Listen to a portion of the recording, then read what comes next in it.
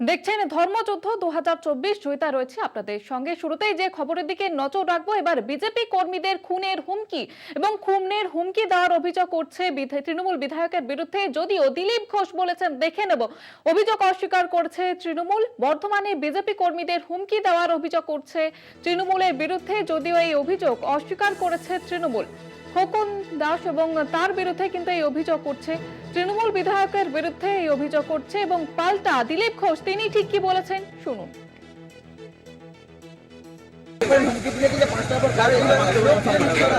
দেখে নেবো, মার্ডার করে দিলে মরে যাবো। মরে যাওয়া না, দিলীপ দাও মাস্টার করে থাকবে, একদম নামটা নেবে। চলো চলো চলো দাদা, কতজনকে মেরে যায় বলতো? কানের নিচে ভুল করে যাও না। এখানে লোকাল এমএলএ খোকন দাস, তাই তো? এখানে দাঁড়িয়ে ধমকাচ্ছিল 5টার পরে নাকি মার্ডার করে দেবে। জানি না কোটা মার্ডার দেখেছে। বর্ধমানে মার্ডার করার হিম্মত এরপরে কারো হবে না। সেই জন্য আমি এলাম দেখা করতে।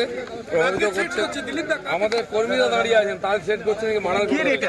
খোকন দাসের এত দম আছে, আমি ওটা দেখতেন। স্থানীয় বিধায়ক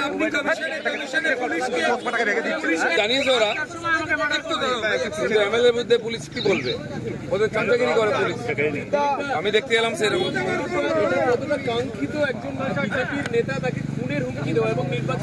দেখুন, এটাই রেসিপি। টিএমসির কিছু গুন্ডা, তারা নেতা হয়েছে, এমএলএ হয়েছে, তারা লোককে ভয় দেখিয়ে ভোট করে।